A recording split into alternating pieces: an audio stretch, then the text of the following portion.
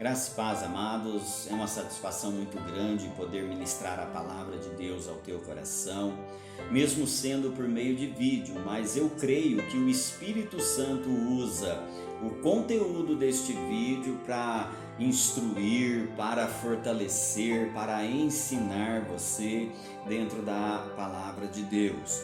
E hoje eu quero falar a respeito da carta que Paulo escreveu a Filemon, que é um assunto bastante interessante, uma carta muito curiosa e surgem muitas perguntas, né? Qual é o propósito desta carta, o que ela nos ensina, que Deus nos dê graça, que o Espírito Santo nos conduza dentro desta palavra, para que o nosso espírito seja edificado.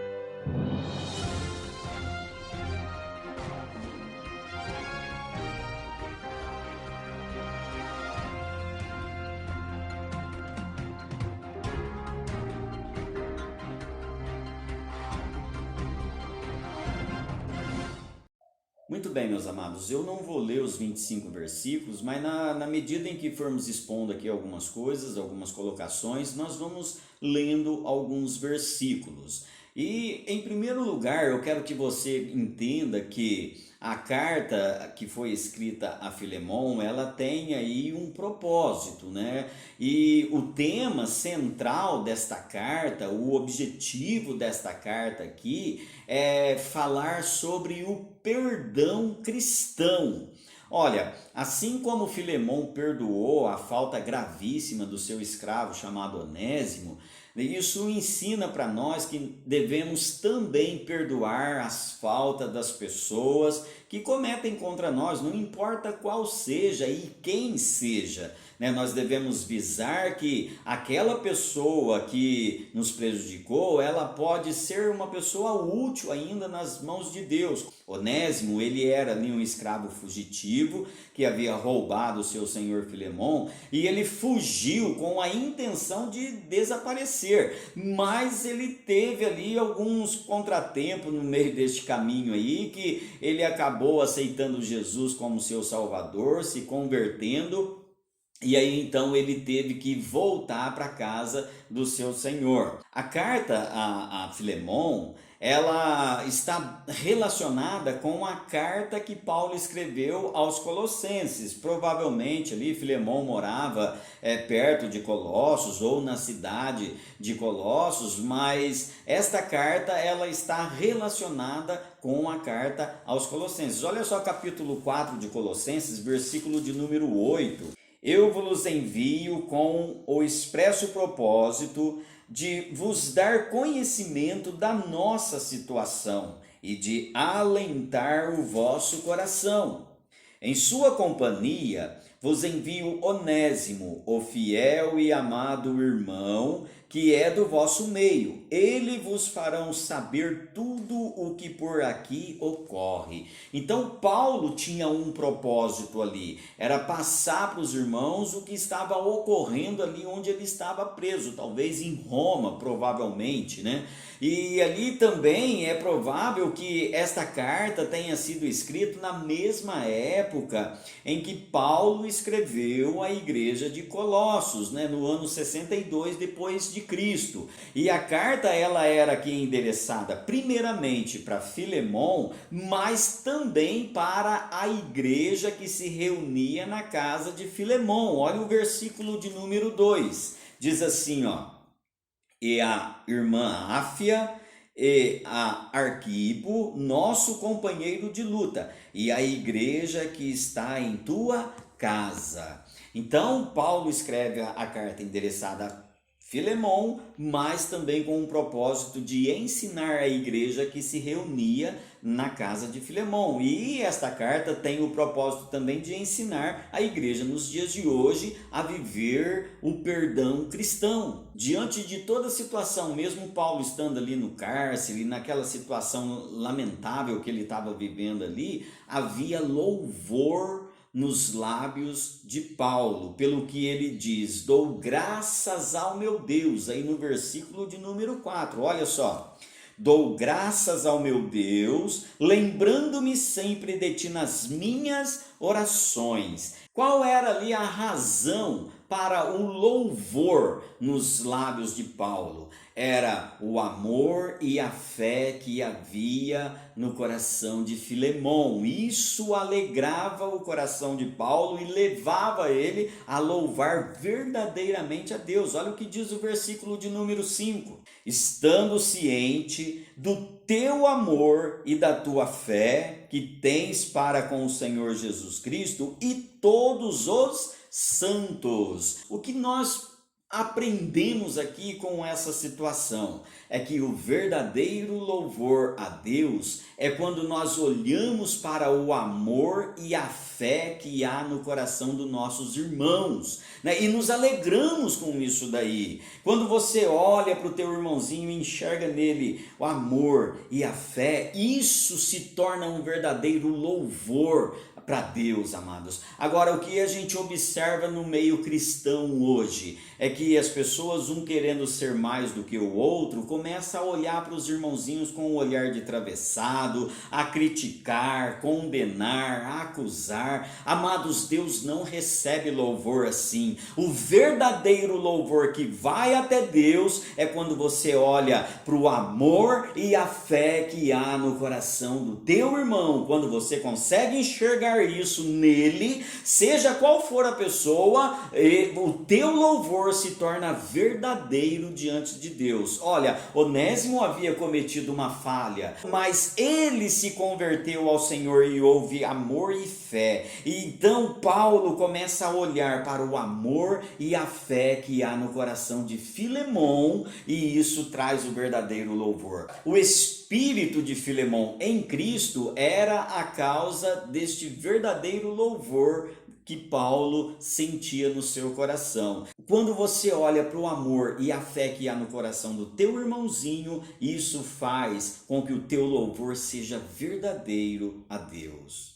Mas em tudo isso daí havia aqui também um problema que precisava ser resolvido. Se você olhar do verso 8 até o verso de número 14, vem tratando ali de um problema que precisava ser resolvido. Paulo, ele tem em mãos ali um escravo, que era Onésimo, que tinha se convertido ao Senhor Jesus, só que Paulo não tem o direito de fazer com que ele fique com ele ali, né? E nem de mandar Onésimo também para outro lugar. Paulo não podia fazer isso. A coisa certa que ele tinha que fazer ali era mandar Onésimo de volta a Filemon. E Filemon, por lei, ele tinha permissão para executar Onésimo. Só que ele era cristão, né? E aí como ele iria fazer isso? Olha a situação, o dilema que Filemon teria que viver ali. Se ele perdoasse Onésimo, o que os outros senhores e os outros escravos também iriam pensar. E se ele castigasse Onésimo, isso daí afetaria o testemunho e o ministério. Olha só que dilema, amados. E às vezes nós vivemos dilemas parecidos com isso daí também na nossa vida cristã, né? E aí então Paulo diz a Filemon que ele estava orando por ele, né? Como nós vimos aqui no versículo 4, ó, dou graças a Deus, lembrando-me sempre de ti nas minhas orações. Então Paulo, ele tinha que orar, ele estava orando ali para o seu irmão. Por isso que a igreja é importante, porque na hora que você está vivendo um dilema, tem a igreja que está orando por você, amados. Nós precisamos viver nesta comunhão. E a oração de Paulo ali era o quê? Que Deus desse sabedoria a Filemon, né, para que ele desse um bom testemunho que edificasse as pessoas em sua volta, de modo que o testemunho de Filemon pudesse levar outras pessoas a crer em Jesus Cristo também. Essa era a oração que Paulo estava fazendo. Quando Paulo estava falando ali de Onésimo para Filemon, Paulo ele apresenta 5 apelos fortíssimos ali para Filemon. Primeiro, Paulo vem dizendo que Filemon era um cristão que reanimava os outros. E Paulo agora está dando uma oportunidade para que Filemon, por meio da sua atitude, reanime o seu coração. Amados, o que eu quero te ensinar com isso daqui? Este deve ser o nosso papel também. Como cristão, nós precisamos ter palavras que reanime as pessoas. A tua palavra, como cristão, tem que ser algo que reanime, que levante as pessoas. E a segunda colocação aqui, Filemão havia sido ali uma grande bênção para muitas pessoas, para muitos santos. E agora ele tinha que ser também uma bênção para o seu escravo que acabava de se converter e que havia lesado ele. Olha, o que eu quero trazer para o nosso conhecimento aqui, muitas pessoas, amados, muitas pessoas que se diz cristã têm sido bênção para muitos estranhos, mas tem sido problema para muitos irmãos em Cristo. Então seja você uma bênção para os teus irmãos em Cristo primeiramente, né? Terceira colocação aqui, terceiro apelo que Paulo faz. Além do caráter bondoso de Filemão e do amor cristão que ele tinha, Paulo apela também para que ele olhe para a conversão de Onésimo, né? Como diz o versículo de número 10 aí, ó. Sim, solicito-te em favor de meu filho Onésimo, que gerei entre algemas. O que nós aprendemos aqui, amados, o que o Espírito Santo de Deus nos ensina, né? Você, como cristão, precisa cuidar muito bem dos novos convertidos, porque alguém pagou o preço por ele. Quarto apelo que Paulo faz aqui, Paulo relata como Onésimo foi valioso para ele em seu ministério. Olha só do versículo de número 11 ao 14, ele vem dizendo assim, ó: ele antes te foi inútil, atualmente, porém, é útil a ti e a mim. Eu te envio de volta em pessoa, quero dizer, o meu próprio coração. Eu queria conservá-lo comigo mesmo, para, em teu lugar, me servir nas algemas que carrego por causa do Evangelho. Nada, porém, quis fazer sem o teu consentimento, para que a tua bondade não venha a ser como que por obrigação, mas de livre vontade. Ele está dizendo, olha, aceite Onésimo de livre vontade, não como obrigação, mas de livre vontade, amados. Isso mostra para nós que nós devemos aceitar o nosso irmãozinho, não por obrigação, mas de livre vontade, porque Deus nos aceitou assim, de livre vontade. Deus decidiu nos amar e amou, e assim também nós temos que ser com o nosso irmão. E a quinta colocação diz respeito aí à providência de Deus, né? Está aí do versículo 15 e 16, olha só. Pois acredito que ele veio a ser afastado de ti temporariamente, a fim de que receba para sempre, não como escravo, antes muito acima de escravo, como irmão caríssimo, especialmente de mim, e com maior razão de ti, quer na carne, quer no Senhor. Olha, amados, como deve ser o nosso proceder com o nosso irmão. E às vezes nós estamos totalmente fora deste contexto aqui. Nós precisamos tratar muito bem os nossos irmãozinhos, tanto fisicamente como espiritualmente, como Paulo está dizendo aqui, ó, quer na carne, quer no Senhor. Então nós precisamos tratar dos nossos irmãos muito bem, e é isso que a carta a Filemão vem nos ensinando, amados. Agora, uma observação aqui, Onésimo, ele partiu da casa de Filemão como escravo, e ele voltou como um irmão. Olha como que Deus muda totalmente a vida das pessoas. Ele não era mais agora apenas um escravo, havia se tornado filho de Paulo na fé e irmão de Filemão em Cristo. Ele havia passado a ocupar agora uma nova posição diante da sociedade, e Filemão devia levar isso em consideração. Isso nos ensina, amados, que não importa quem seja a pessoa, quando ela se converte, ela passa a ocupar uma nova posição na sociedade. E nós, como cristãos, precisamos entender e ajudar essa pessoa, né? Onésimo, ele poderia influenciar outros escravos ali na casa de seu senhor, influenciar também os seus senhores a Cristo, porque ele era alguém agora que servia ao Senhor. Se Filemão fosse duro demais ali com o Onésimo, amados, isso daí iria afetar o testemunho e o ministério dele em Colossos. Quando nós somos duros demais com as pessoas, isso afeta o nosso testemunho e também o nosso ministério. Paulo, no restante desta carta, ele vem oferecendo ali uma solução para todo o dilema que Filemão estava enfrentando ali.